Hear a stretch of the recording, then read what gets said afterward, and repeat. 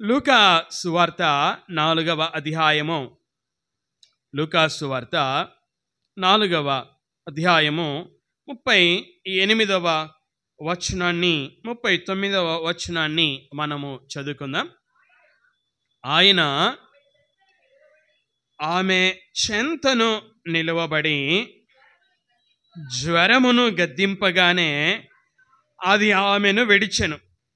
వెంటనే ఆమె లేచి వారికి ఉపచారం చేయసాగెను. ఇక్కడ పేతురు యొక్క అత్త, పేతురు అత్త 38వ వచనంలో మనం చదువుకుంటే తీవ్రమైన జ్వరంతో పడి ఉంది. తీవ్రమైన జ్వరముతో పడి ఉన్నటువంటి పేతురు అత్తని ఏం చేశాడు యేసుక్రీస్తు వారు? ఆమె జ్వరాన్ని గద్దించాడు. గద్దించగా అది ఆమెను విడిచెను. గద్దించగా జ్వరం విడిచిపోయింది. మాట చెప్పగా స్త్రీకున్న రోగం పోయింది. మాటను నువ్వు వెళ్ళు, నీ కుమారుడు బాగుపడును అని మాటను పంపగా ప్రధాని కుమారుడు బాగయ్యాడు. ఇక్కడ పేతురు యొక్క అత్త యొక్క జ్వరాన్ని గద్దించగా అది ఆమెను విడిచెను. అదే అధ్యాయము 40వ వచనాన్ని మనం చదువుకుందాం. సూర్యుడు అస్తమించుచుండగా, ఒకరు చదువుతున్నారు ఇక్కడ, నానావిధ రోగముల చేత పీడింపబడుచున్న వారు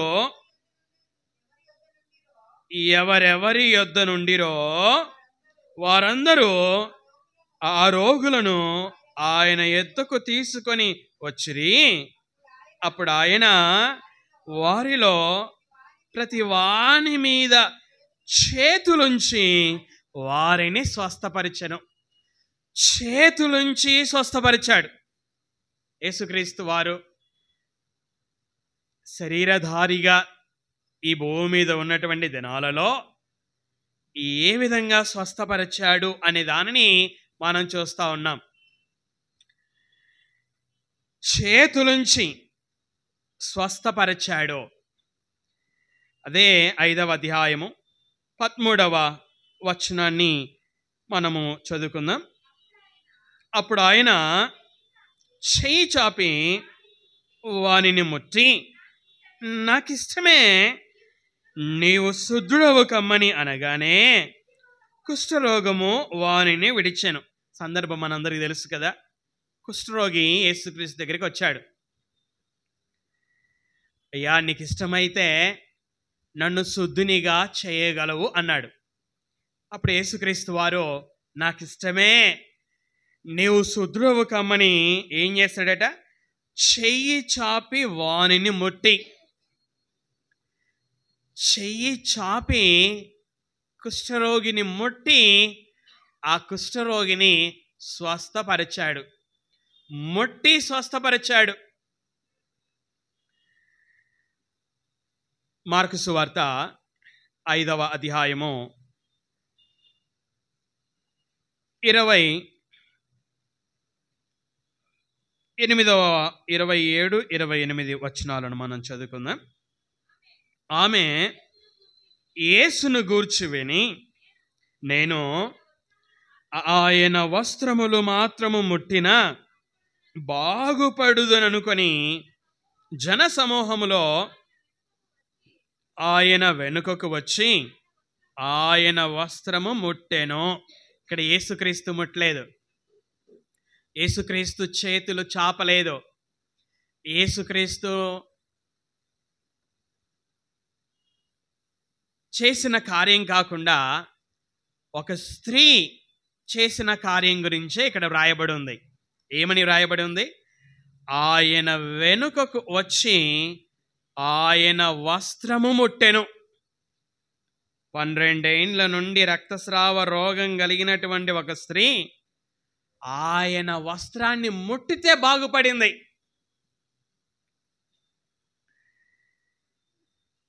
అదేవిధంగా ఇంతవరకు మనం చూస్తున్నటువంటి ఈ వాక్య భాగాలలో యేసుక్రీస్తు వారు నోటి మాటను చెబితే స్వస్థత కలిగింది, ఆయన మాటను పంపిస్తే స్వస్థత కలిగింది, ఆయన గద్దిస్తే స్వస్థత కలిగింది, ఆయన చేతులుంచితే స్వస్థత కలిగింది, ముట్టితే స్వస్థత కలిగింది, ఆయన వస్త్రాన్ని ఒక స్త్రీ ముట్టినందుకు స్వస్థత కలిగింది. తర్వాత మనం బైబిల్ను మనం చూస్తున్నప్పుడు యేసుక్రీస్తు వారు కాదు, ఆయన తన శిష్యులను పంపి స్వస్థపరిచినట్లుగా మనం చూస్తాం. లూకా సువార్త 9వ అధ్యాయము 1వ వచనాన్ని మనము చదువుకుందాం. ఆయన తన 12 మంది శిష్యులను పిలిచి సమస్తమైన దయ్యముల మీద శక్తిని, అధికారమును, రోగములు స్వస్థపరచు వరమును వారికి అనుగ్రహించి. చదువుకున్నటువంటి వాక్య భాగంలో యేసుక్రీస్తు గురించి కాదు, ఆయన శిష్యుల గురించి వ్రాయబడి ఉంది. యేసుక్రీస్తు వారు శిష్యులకి వరం ఇచ్చాడు. ఏ వరం ఇచ్చాడో? రోగములు స్వస్థపరచు వరం ఇచ్చాడు. ఇక్కడ యేసుక్రీస్తు వారు వెళ్ళి స్వస్థపరచడాన్ని మనం చూడడం లేదు. ఆయన తన శిష్యులకు వరం ఇచ్చి, రోగములో స్వస్థపరచు వరం ఇచ్చి, ఆయన శిష్యులను పంపి ఆయన శిష్యుల ద్వారా ప్రజలను స్వస్థపరచడాన్ని మనం చూస్తూ ఉంటున్నాం. అపోస్తలుల కార్యములో 19వ అధ్యాయము 12వ వచనాన్ని మనము చదువుకుందాం. అతని శరీరమునకు తగిలిన చేతిగుడ్డలైనను నడికట్లైనను రోగుల యొద్దకు తెచ్చినప్పుడు రోగములు వారిని విడిచెను. ఇక్కడ సందర్భము ఏమిటి అనగా, పౌలు గారు గూర్చినటువంటి సందర్భం. 11వ వచనంలో దేవుడు పౌలు చేత విశేషమైన అద్భుతములను చేయించెను. వివరణ, ఎలా దేవుడు పౌలు చేత విశేషమైన అద్భుతాలు చేయించాడు? అతని శరీరం అంటే పౌలు శరీరమునకు తగిలిన చేతి గుడ్డలైనను, మన దగ్గర ఉన్నటువంటి హ్యాండ్ కర్చిప్, చేతి గుడ్డలైనను నడికట్లైనను రోగుల యొద్దకు తెచ్చినప్పుడు రోగములు వారిని విడిచెను. యేసుక్రీస్తు వారు అవసరం లేదు. పౌలు గారికి అధికారం ఇచ్చాడు. పౌలు గారి చేత, పౌలు శరీరానికి తగిలిన చేతి గుడ్డల చేత, నడికట్ల చేత రోగులకి స్వస్థత కలిగినటువంటి సందర్భం. ఇదే అపోస్తలుల కార్యములు 5వ అధ్యాయము 15వ వచనాన్ని మనము చదువుకుందాం. 5వ అధ్యాయము 15వ వచనం.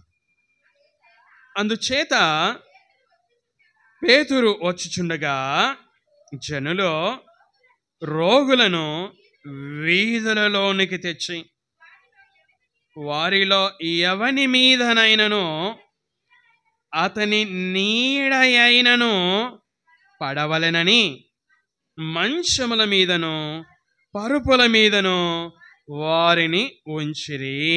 ఇక్కడ ఆ పేతురును గురించి ఈ యొక్క వాక్యము సెలవిస్తూ ఉంది.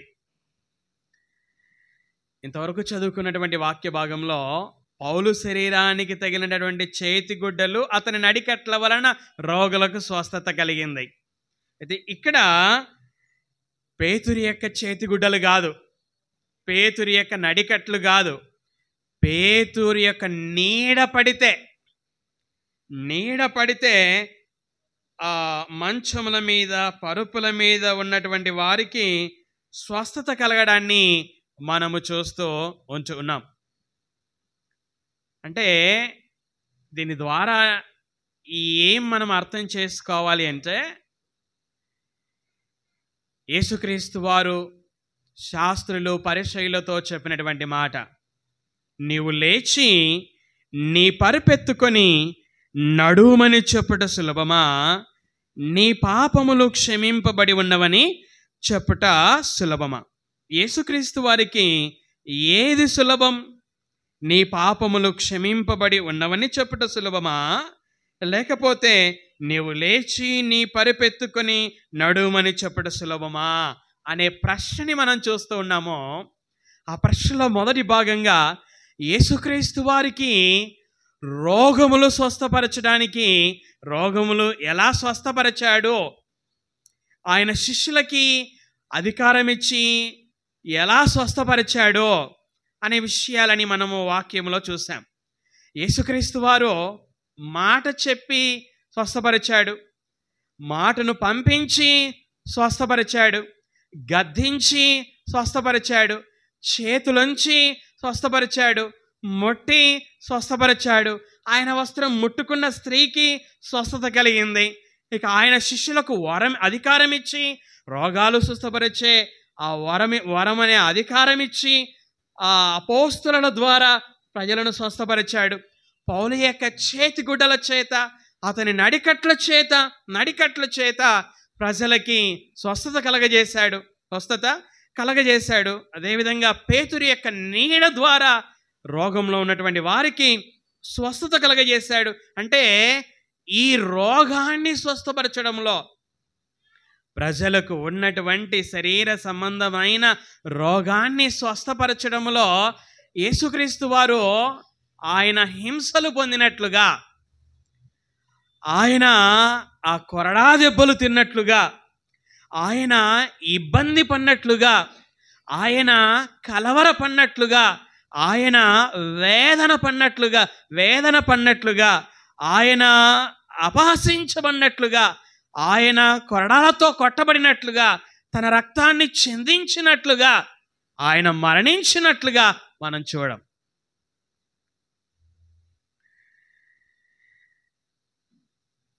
యేసుక్రీస్తు వారికి ఏది సులభమో, నీవు లేచి నీ పరుపెత్తుకొని నడుమని చెప్పుట సులభమా? అంటే ఒక రోగాన్ని, శరీరానికి ఉన్నటువంటి రోగాన్ని బాగు చేయడం యేసుక్రీస్తుకు సులభమా, లేక ఆత్మకు ఉన్నటువంటి రోగాన్ని బాగు చేయడం, క్షమించడం యేసుక్రీస్తుకు సులభమా అనే ప్రశ్నని మనం చూస్తున్నాం. ఈ ప్రశ్నలో మనకు అర్థమైనది ఏమిటి అంటే, శరీరానికి ఉన్నటువంటి రోగాన్ని బాగు చేయడంలో ఆయన ఏం కష్టపడలేదు. ఆయన చాలా సులువుగా మాట చెప్పేశాడు, ఆ మాటను పంపించేశాడు, చేతులు చాపేశాడు. ఆయన ముట్టుకుంటే బాగైంది, ఆయన ముట్టుకోకపోయినా ఆయన వస్త్రాన్ని స్త్రీ ముట్టుకున్నప్పుడు బాగైపోయింది. అయితే అదే పాపాలు క్షమించడానికి వచ్చినప్పుడు యేసుక్రీస్తు వారు ఎంత కష్టపడ్డాడో మనము దేవుని వాక్యాన్ని చూద్దాం. నీ పాపములు క్షమింపబడి ఉన్నవని చెప్పుట సులభమా, నీవు లేచి నీ పరుపెత్తుకొని నడుమని చెప్పుట సులభమా అనే ప్రశ్నకి జవాబును మనము చూస్తూ ఉంటున్నాం. మత్తయి సువార్త 16వ అధ్యాయము, మత్తయి సువార్త 16వ అధ్యాయము 21వ వచనాన్ని మనము చదువుకుందాం. అప్పటి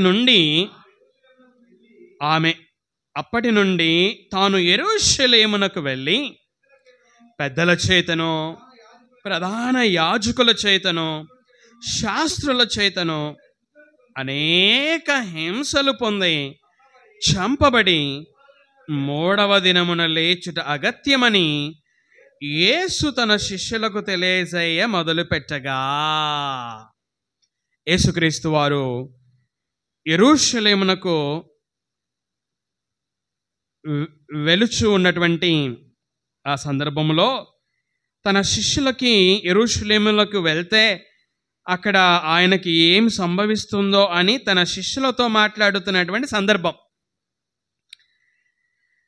పెద్దల చేతను, ప్రధాన యాజకుల చేతను, శాస్త్రుల చేతను అనేక హింసలు పొంది అనేక హింసలు, శ్రమలు. దేనికి? రోగాన్ని స్వస్థపరచడానికి కాదు,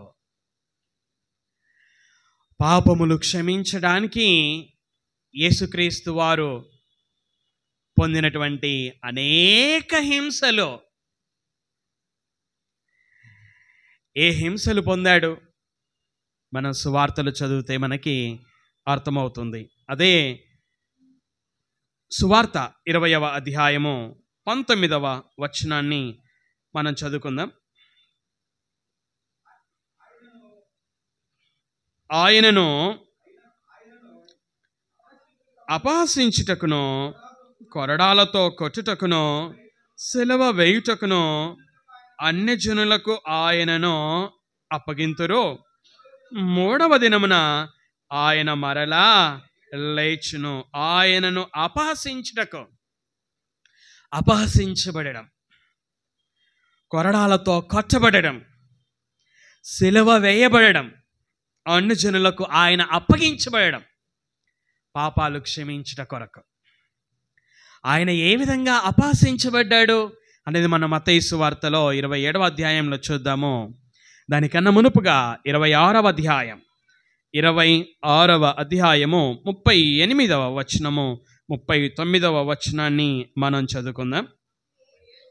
అప్పుడు యేసు మరణమగునంతగా నా ప్రాణము బహు దుఃఖములో మునిగి ఉన్నది. మీరు ఇక్కడ నిలిచి నాతో కూడా మెలకువగా నుండుడని వారితో చెప్పి కొంత దూరం వెళ్ళి సాగిలపడి, నా తండ్రి, సాధ్యమైతే ఈ గిన్నె నా యొద్ద నుండి తొలగిపోనిము, ఆయనను నా ఇష్ట ప్రకారము కాదు, నీ చిత్త ప్రకారమే కానిమ్మని ప్రార్థించెను. గెత్సెమనే తోటలో యేసుక్రీస్తు వారు చేసినటువంటి ప్రార్థన యొక్క సందర్భం ఇది. ఆయన పట్టబడి, బంధించబడి అన్న దగ్గరికి, కయప దగ్గరికి, మహాసభ దగ్గరికి తీసుకొని పోబడక మునుపో, సిలువ వేయబడక మునుపో యేసుక్రీస్తు వారు చేసినటువంటి ప్రార్థన ఏం చూస్తున్నాం మనం ఇక్కడ? నా ప్రాణము బహు దుఃఖములో మునిగి ఉన్నది. బహు దుఃఖాన్ని అనుభవించినటువంటి యేసుక్రీస్తు వారు దేనికి? ప్రజలకు ఉన్నటువంటి రోగాలను స్వస్థపరచడానికి, శరీర సంబంధమైన రోగాలను స్వస్థపరచడానికి కాదు, ప్రజల యొక్క ఆత్మ సంబంధమైన పాప రోగాన్ని స్వస్థపరచడానికి ఆయన బహు దుఃఖములో నా ప్రాణము మునిగి ఉన్నది అని పలికాడు.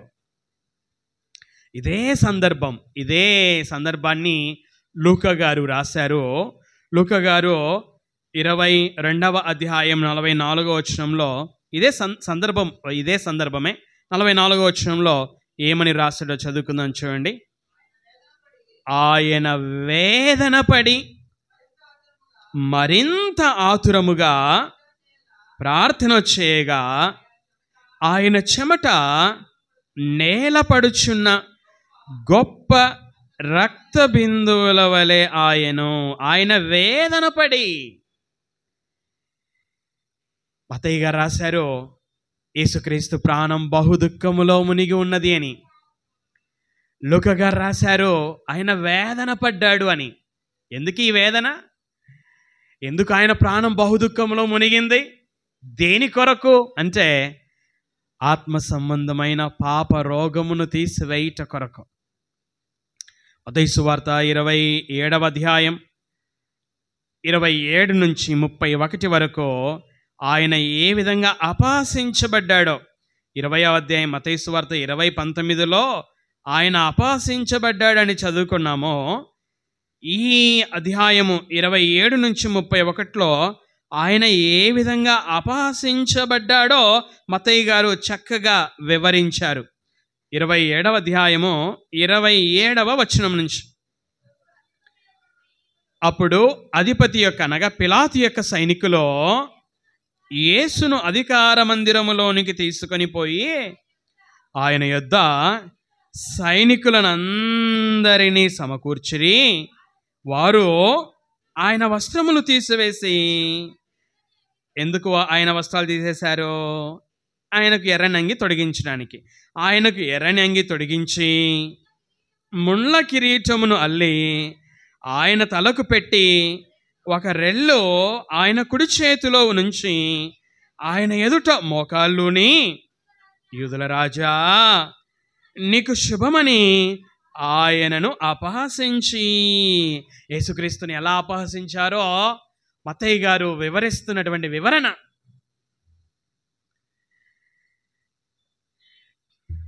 పిలాతు యొక్క సైనికులు యేసును అధికార మందిరంలోని తీసుకొని పోయారు. ఆయన యొద్ద సైనికులందరినీ సమకూర్చారు. ఎంతమంది సైనికులో? సైనికులు ఏం చేశారు? ఆయన వస్త్రాన్ని తీసేశారు. ఎందుకు ఆయన వస్త్రాన్ని తీసేశారంటే ఆయనకు ఎర్రని అంగి తొడిగించడానికి. ఎందుకు ఆయనకు ఎర్రని అంగి తొడిగించారు అంటే ఆయనను అపహసించడానికి. నువ్వు యూదుల రాజువా అని అడగగా యేసుక్రీస్తు అవును నీవన్నట్టే అన్నాడు. నేను రాజునే అన్నాడు. అందుకో యేసుక్రీస్తు యూదుల రాజును అని చెప్పుకున్నాడు గనక యూదుల రాజు అని అపహసించడానికి, యూదుల రాజుని చెప్పుకున్నాడని అపహసించడానికి రాజవస్త్రమైనటువంటి ఈ ఎర్రని అంగి తొడిగించారు. అపహసించడానికి ఎర్రని అంగి తొడిగించారు. ఏమని రాయబడి ఉంది? ముండ్ల కిరీటము నల్లి. రాజుగారికి కిరీటం ఉంటుంది, కానీ ఆయనను అపహసించడానికి ముండ్లతో కిరీటమును అల్లారు. రాజుగారి చేతిలో రాజదండం ఉంటుంది, రాజవస్త్రాలు, రాజు కిరీటం, రాజదండము చేతిలో. యేసుక్రీస్తు రాజునని చెప్పుకున్నాడు కనుక ఆయనను ఈ విధంగా అపహసిస్తూ ఉన్నారు.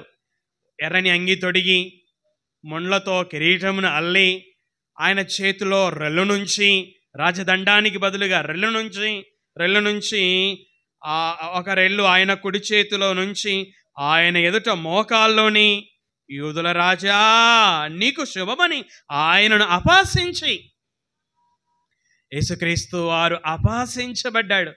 ఈ విధంగా అపహసించబడ్డాడు. ఎందుకు అపహసించబడ్డాడు? ప్రజలకు ఉన్నటువంటి రోగాన్ని స్వస్థపరచడానికి కాదు. ఆయన మాట చెప్తే రోగం పోయింది, ఆయన చేతి నుంచితే రోగం పోయింది, ఆయన ముట్టితే రోగం పోయింది, ఆయన వస్త్రాన్ని స్త్రీ ముట్టితే రోగం పోయింది. ఆయన శిష్యులకు అధికారం ఇస్తే శిష్యులు వెళ్ళి రోగాలను బాగు చేశారు. పేతురు నీడ తగిలితే రోగం బాగయింది. పౌలు యొక్క చేతిగుడ్డలు, నడికట్లను తాకుతే ప్రజలకు రోగం పోయింది. ప్రజల రోగాలు పోవడానికి యేసుక్రీస్తు వారు అపహసించబడలేదు. ఆయన ఏర్పరచుకున్న శిష్యులు అపహసించబడలేదు. వేదన పడలేదు, బహుదుఃఖములు మునిగిపోలేదు, అనేక హింసలు పొందలేదు. కానీ ప్రజలకు ఉన్నటువంటి పాప రోగం పోవడానికి, ప్రజల పాపాలు క్షమించబడడానికి ఇవన్నీ యేసుక్రీస్తు అనుభవించడాన్ని మనం చూస్తూ ఉంటున్నాం. యేసుక్రీస్తు పలికినటువంటి మాట, ఆయన చెప్పినటువంటి వేసినటువంటి ప్రశ్న, శాస్త్రులు పరిసయ్యులకు ఆయన వేసినటువంటి ప్రశ్నకి మనము జవాబును చూస్తూ ఉన్నాం. నీ పాపములు క్షమింపబడి ఉన్నవి అని యేసుక్రీస్తు శాస్త్రులు పరిసయ్యులతో పలికినప్పుడు ఇతడు దేవదూషణ చేయుచున్నాడు. దేవుడు ఒక్కడే కదా పాపాలు క్షమించడానికి అధికారం కలిగిన వాడు. ఈయన ఏంటి ఇలా చెప్పేశాడు, నీ పాపములు క్షమించబడి ఉన్నవని చెప్పేశాడు, దేవదూషణ చేస్తూ ఉన్నాడు అని వారి హృదయాలలో వారు ఆలోచించుకొనుచు ఉన్నప్పుడు వారి హృదయ ఆలోచనను ఎరిగినటువంటి యేసుక్రీస్తు వారు ఏం చేశారు? వారిని శాస్త్రులు పరిసయ్యులతో యేసుక్రీస్తు చెప్పినటువంటి ప్రశ్న, నీ పాపములు క్షమింపబడి ఉన్నవని చెప్పుట సులభమా, నీవు లేచి నీ పరపెత్తుకొని నడువుమని చెప్పుట సులభమా అనే ప్రశ్నకి మనము జవాబును చూస్తూ ఉంటున్నాం. అదే మత్తయి సువార్త 27వ అధ్యాయంలో 30వ వచనము, ఆయన మీద ఉమ్మివేసి అంటే ఎంతమంది ఉన్నారు అక్కడ సైనికులు ఉన్నారు. అక్కడ 27వ వచనంలో సైనికులనందరినీ సమకూర్చుని. ఎంతమంది ఉమ్మి వేశారు? ఒకరు ఉమ్మి వేశారా? అక్కడ ఎంతమంది ఉన్నారో సైనికులందరూ కూడా ఉమ్మి వేశారు. అంటే ఎంత అవమానంగా ఫీల్ అవుతాం కదా మనం. మన ముఖం మీద ఉమ్మి వేస్తే అవమానంగా ఫీల్ అవుతాం కదా మనము. అలాంటిది ఎంతమంది ఆయన ముఖం మీద ఉమ్మి వేశారో.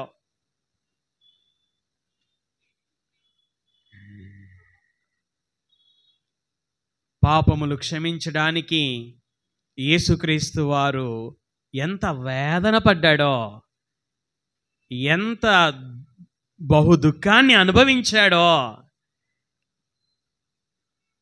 ఎన్ని హింసలు పొందాడో మనము చూస్తూ ఉంటున్నాం. ఆయన మీద ఉమ్మివేసి ఆ రెల్లును తీసుకొని దానితో ఆయనను తల మీద కొట్టబడ్డాడు. ఆయనను అపహసించిన తర్వాత ఆయన మీదనున్న ఆ అంగీని తీసివేసి ఆయన వస్త్రములు ఆయనకు తొడిగించి సిలువ వేయుటకు ఆయనను తీసుకొని పోయిరి. సిలువ వేయబడ్డాడు. ప్రజల పాపాలను క్షమించడానికి, ప్రజల యొక్క ఆత్మ సంబంధమైన పాపము అనే రోగమును తీసివేయడానికి ఆయన సిలువ వేయబడ్డాడు. ప్రజల యొక్క శరీర సంబంధమైన రోగాలను తీసివేయడానికి ఆయన ఏ సిలువ వేయబడలేదు. లూకా సువార్త 12వ అధ్యాయం 50వ వచనాన్ని చదువుకుందాం. లూకా సువార్త 12వ అధ్యాయము 50వ వచనం. అయితే నేను పొందవలసిన బాప్తిస్మమున్నది అది నెరవేరు వరకు నేనెంతో ఇబ్బంది పడుచున్నాను. నేను పొందవలసిన బాప్తిస్మం ఉంది. ఏ బాప్తిస్మం గురించి యేసుక్రీస్తు మాట్లాడుతున్నాడు ఇక్కడ? యేసుక్రీస్తు వారికి బాప్తిస్మం ఇచ్చి యోహాను గారు యోర్దాను నదిలో బాప్తిస్మం ఇచ్చాడు. ఆ బాప్తిస్మం అయిపోయింది.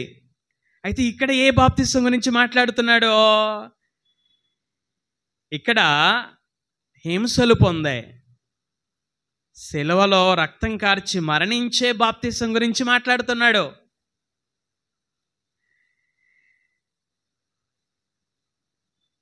అయితే నేను పొందవలసిన బాప్తిస్మం ఉన్నది అది నెరవేరు వరకు నేనెంతో ఇబ్బంది పడుచున్నాను. ఆ మాట చూడండి, పరిశుద్ధాత్ముడు లూకా గారి ద్వారా ఎలా రాయించాడో. నేనెంతో ఇబ్బంది పడుచున్నాను. పాపములు క్షమించడానికి ఎంతో ఇబ్బంది పడ్డాడు. ప్రజలకున్న రోగాలను స్వస్థపరచడానికి కాదు. యోహాను సువార్త 12వ అధ్యాయం 27వ వచనాన్ని మనం చదువుకుందాం. యోహాను సువార్త 12వ అధ్యాయము 27వ వచనం. ఇప్పుడు నా ప్రాణము కలవరపడుచున్నది. నేనేమందును? తండ్రి, ఈ గడియ తటస్థింపకుండా నన్ను తప్పించుము. అయినను ఇందుకోసరమే నేను ఈ గడియకు వచ్చితిని. ఈ సందర్భములో యేసుక్రీస్తు వారు ఏమని పలుకుతున్నారు?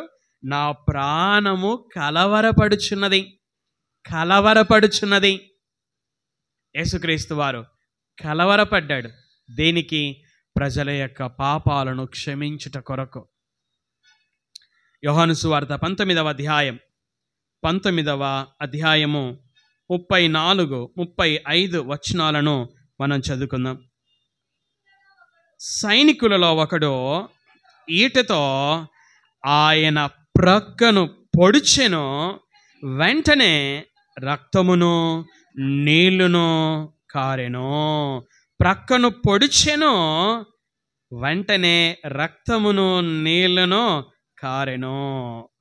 యేసుక్రీస్తు వారు పొడవబడుట, రక్తము నీళ్లు ఆయన శరీరం నుండి కారుట,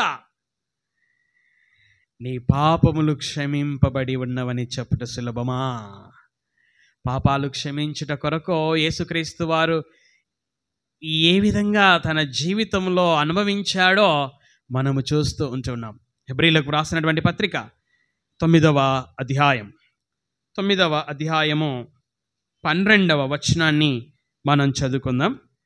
దానికన్నా మునుపుగా 22వ వచనాన్ని చదువుకుందాం. హెబ్రీలకు రాసినటువంటి పత్రిక 9వ అధ్యాయము 22వ వచనం.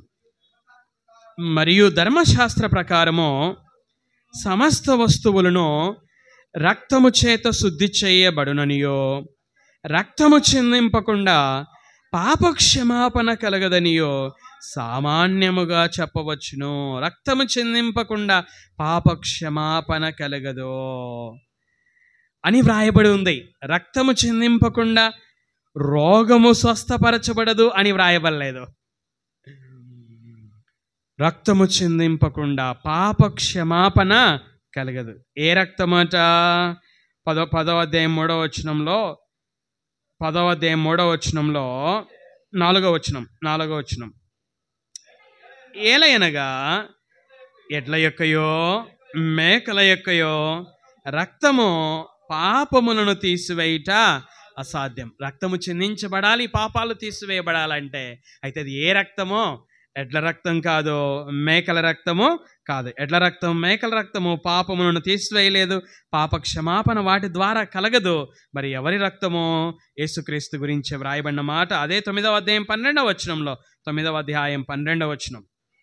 మేకల యొక్కయో కోడల యొక్కయో రక్తముతో కాక తన స్వరక్తముతో ఒక్కసారే పరిశుద్ధ స్థలములో ప్రవేశించిన తన స్వరక్తముతో. యేసుక్రీస్తు తన స్వరక్తముతో పరిశుద్ధ స్థలంలో ప్రవేశించాడు. పేతురు గారు వ్రాస్తూ నిర్దోషమైన నిష్కలంకమునగు గొర్రెపిల్ల వంటి రక్తము అని రాశాడు. యేసుక్రీస్తు రక్తం ఎలాంటిదంట? నిర్దోషమైన నిష్కలంకమైన రక్తం. తన రక్తాన్ని కార్చాడు. నిర్దోషమైన నిష్కలంకమైనటువంటి తన రక్తమును కార్చాడు. యేసుక్రీస్తు వారు పాపాలను క్షమించుట కొరకు అనేక హింసలు పొందినట్లుగా, అపహసించబడినట్లుగా, కొరడాలతో కొట్టబడినట్లుగా, సిలువ వేయబడినట్లుగా, ఇబ్బంది పడినట్లుగా, వేదన పడినట్లుగా, కలవరపడినట్లుగా, ఆయన ప్రక్కన పొడవబడినట్లుగా, రక్తము నీళ్లు ఆయన నుండి కారినట్లుగా, రక్తము చిందించినట్లుగా, తన స్వరక్తము చిందించినట్లుగా, తన శరీరములో ఉన్నటువంటి రక్తమంతా కార్చినట్లుగా మనం చూస్తూ ఉన్నాం. అంటే మన శరీరంలో 6 లీటర్ల రక్తం ఉంటుందంట కదా. 5 లీటర్ల 6 లీటర్ల, సరే 5 6. యేసుక్రీస్తు వారు ఆయన చేతులలో చీలలు కొట్టడము, కాళ్ళలో చీలలు కొట్టడము, ఆయనను కొరడాలతో కొట్టడము, ప్రక్కలో పొడవడము, ముళ్ళతో కిరీటమును అల్లి ఆయన తల మీద ముళ్ళతో కిరీటం పెట్టడము, ఈ విధంగా యేసుక్రీస్తు తన శరీరములోని రక్తమంతటినీ కూడా కార్చినట్లుగా మనం చూస్తున్నాం. దేనికోసం? పాపములను తీసివేయుట కొరకు, పాపాలను క్షమించుట కొరకు, ఆత్మ సంబంధమైనటువంటి పాప రోగాన్ని తీసివేయుట కొరకు యేసుక్రీస్తు వారు ఎంత శ్రమను అనుభవించాడు. అదే ప్రజలకు ఉన్నటువంటి శరీర సంబంధమైన రోగాన్ని తీసివేయడానికి ఈరోజు మనము ఏదైనా అనారోగ్యం ఉంటే ఒక మెడికల్ షాప్కి వెళ్ళి ఒక ట్యాబ్లెట్ తీసుకుంటే ఆ ట్యాబ్లెట్ ద్వారా మనకి అనారోగ్యం నుండి కోలుకుంటున్నాం. ఒక ఇంజెక్షన్ వేయించుకుంటే ఆ ఇంజెక్షన్ ద్వారా అనారోగ్యం నుండి మనం కోలుకొనొచ్చి ఉంటున్నాం. యేసుక్రీస్తు వారు శరీర సంబంధమైన రోగములను బాగుపరచడానికి ఆయన ఏ హింసలు ఆయన అనుభవించలేదు. ఆయన తన ప్రాణాన్ని పెట్టలేదు. కానీ ప్రజలకున్నటువంటి ఆత్మ సంబంధమైన పాపరోగాన్ని తీసివేయటానికి ఆయన హింసలు పొందాడు, ఇబ్బంది పడ్డాడు, వేదన పడ్డాడు, కలవరపడ్డాడు. ఆయన బహుదుఖములో మునిగిపోయాడు, తన రక్తమును కార్చాడు, తన ప్రాణమును పెట్టాడు. యేసుక్రీస్తు వారు శాస్త్రులు పరిసయ్యులతో చెప్పినటువంటి మాట, నీ పాపములు క్షమింపబడి ఉన్నవని చెప్పుట సులభమా, నీవు లేచి నీ పరిపెత్తుకొని నడుమని చెప్పుడు సులభమా. యేసుక్రీస్తు వారు పాపాలు క్షమించుటకో మరి తన ప్రాణం పెట్టినట్లుగా మనం చూస్తాం కనుక ఆయన లేచి నీ పరిపెత్తుకొని నడవమని చెప్పుట ఆయనకు చాలా సులువు. కానీ పాపాలు క్షమించుట ఆయన అంత సులువుగా శరీర సంబంధమైన రోగాలను సులువుగా స్వస్థపరిచినట్లుగా ఆత్మ సంబంధమైన పాప రోగాన్ని స్వస్థపరచడానికి ఆయనకు సులువు కాదు, ఆయన కష్టమును అనుభవించాడు అని మనము వాక్యంలో చూసాం ఇంతవరకు. లూకా సువార్త 16వ అధ్యాయం మనందరికీ తెలిసినటువంటి వాక్య భాగమే. 16వ అధ్యాయంలో ధనవంతుడు, దరిద్రుని గురించి వ్రాయబడినటువంటి మాటలు. లూకా సువార్త 16వ అధ్యాయము 16వ అధ్యాయంలో 21వ వచనాలలో నేను చదువుతాను మీ కొరకు. లాజరు అను ఒక దరిద్రుడు ఉండెను, వాడు కురుపులతో నిండిన వాడై. దరిద్రుడు, పేదవాడు, కురుపులతో నిండినవాడు, రోగంతో ఉన్నాడు. ఇంకా ఎలాంటి స్థితి అట, కుక్కలు వచ్చి వాని కురుపులు నాకెను. పేదవాడు, కురుపులతో నిండినవాడు, కుక్కలు వచ్చి వాని కురుపులు నాకెను అని ఇతని గురించి వ్రాయబడి ఉంది. దేవునికి స్తోత్రం. పాపక్షమాపణ పొందాడు, దరిద్రుడైన పరలోకానికి వెళ్ళాడు, కురుపులతో ఉన్న పరలోకానికి వెళ్ళాడు. కుక్కలు వచ్చి వాని కురుపులను నాకిన స్థితిలో ఉన్న పాపక్షమాపణ పొందాడు గనుక పరలోకానికి వెళ్ళాడు. ఇక్కడ ఏమర్థమవుతుంది అంటే, మనిషి తన జీవితంలో ప్రాముఖ్యత ఇవ్వవలసింది రోగానికి కాదు, శరీర సంబంధమైన రోగానికి కాదు, ఆత్మ సంబంధమైన పాప రోగానికి. శరీర సంబంధమైన రోగంతో ఉన్నా ఆత్మ సంబంధమైన పాపరోగము నుండి స్వస్థత పొందాడు కనుక పరలోకానికి వెళ్ళాడు ఈ దరిద్రుడు. కురుపులు పరలోకానికి పోకుండా ఆపలేకపోయాయి, దరిద్రత పరలోకానికి పోకుండా ఆపలేకపోయింది. కుక్కలు వచ్చి కురుపులు నాకిన స్థితి అతన్ని పరలోకానికి వెళ్లకుండా ఆపలేకపోయింది. కారణం అతని పాపాలు తీసివేయబడ్డాయి కనుక. ధనవంతుని మనం చూస్తాం, ధనం ఉంది, ప్రతిరోజు బహుగా సుఖపడ్డాడని బైబిల్లో రాయబడి ఉంది.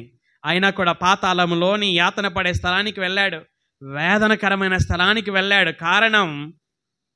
కారణము పాపాలు తీసివేసుకోలేదో, పాపక్షమాపణ పొందలేదో. ధనం పాతాళ లోకంలోకి వెళ్లకుండా కాపాడలేకపోయింది. ప్రతిదినం సుఖపడము పాతాళ లోకములోని వేదనకరమైన స్థలానికి వెళ్లకుండా ఆపలేకపోయింది. ఆత్మ సంబంధమైన రోగముతో ఉన్నాడు గనక పాతాళ లోకంలోని యాతనకరమైన స్థలానికి వెళ్ళిపోయాడు. ఇతడు శరీర సంబంధమైన రోగంతో ఉన్న దరిద్రుడు ఆత్మ సంబంధమైన పాప రోగం నుండి స్వస్థత పొందుకున్నాడు గనక నెమ్మది పొందే స్థలానికి వెళ్ళాడు. సిలువలో దొంగ, నేను ముగిస్తున్నాను, దొంగే, బందిపోటు దొంగే, నేరస్తుడే, నిజమే. కానీ ఒకరోజు ఆ శిలువ మీద ఉన్నప్పుడు తాను బందిపోటు దొంగనని గ్రహించాడు, నేరస్తుడని గ్రహించాడు. రోమీయులు తనకు వేసినటువంటి శిక్ష న్యాయమని గ్రహించాడు. దేవుడు యేసు ద్వారా తన పాపాన్ని క్షమిస్తాడు అని గ్రహించాడు. యేసు నీ రాజ్యంతో వచ్చినప్పుడు నన్ను జ్ఞాపకం చేసుకొని అంటే తాను పాపినని గ్రహించి ఆ పాపాన్ని ఒప్పుకొని ఆ పాపాన్ని విడిచిపెట్టి ఆ పాప క్షమాపణ కొరకై యేసును వేడుకోవడము ద్వారా, నన్ను జ్ఞాపకం చేసుకోమని అడగడము ద్వారా మరణానికి ముందు పాపక్షమాపణ పొందుకున్నాడు, పరదైసుకు వెళ్ళిపోయాడు, పరదైసుకు వెళ్ళాడు. కనుక ఈ సమయంలో నేను చెప్పాలి అనుకొనిచ్చినటువంటి ప్రాముఖ్యమైన విషయం ఏమిటంటే, విశ్వాసులమైన మనం, అలాగే లోకంలో ఉన్నటువంటి అవిశ్వాసులు కూడా దేనికి ప్రాముఖ్యత ఇవ్వాలి? శరీర సంబంధమైన రోగానిక, ఆత్మ సంబంధమైన పాప రోగానిక అంటే బైబిల్ స్పష్టంగా చెబుతున్న మాట ఏమిటంటే, ఆత్మ సంబంధమైన పాపరోగానికే, ఆత్మ సంబంధమైన పాపరోగానికే మనం ప్రాధాన్యత ఇవ్వాలి. ఆత్మ సంబంధమైన పాపరోగాన్ని తీసేసుకోవడానికే ప్రాధాన్యత ఇవ్వాలి. అంటే ఒక మాటలో చెప్పాలంటే, కొన్నిసార్లు ఆత్మ సంబంధమైన పాపరోగమే శరీర సంబంధమైన పాపరోగానికి దారి. ఇప్పుడు యేసుక్రీస్తు వారు ఈ పక్షవాయువు గలవంతో ఏం చెప్పాడు? నీ పాపములో క్షమించబడి ఉన్నాయి అన్నాడు. అంటే ఇతడు పాపాలు చేశాడు, ఇతడు చేసిన పాపాలే ఇతని పక్షవాయువు రోగం రావడానికి కారణమేమో.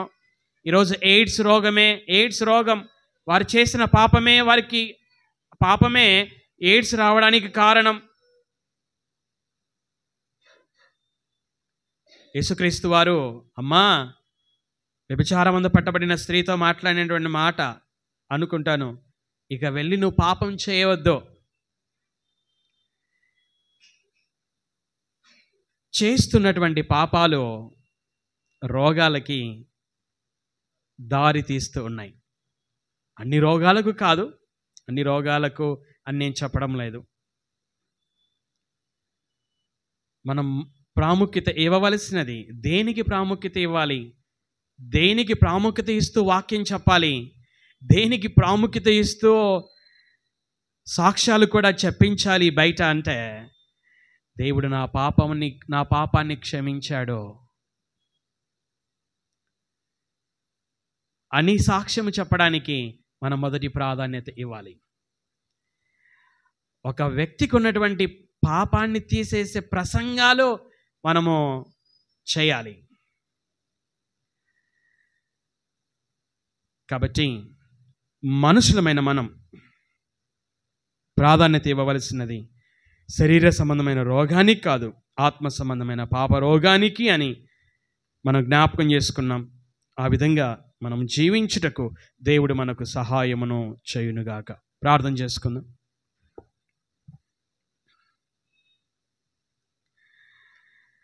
ప్రార్థన విను తండ్రి, ఇంతవరకు నాయన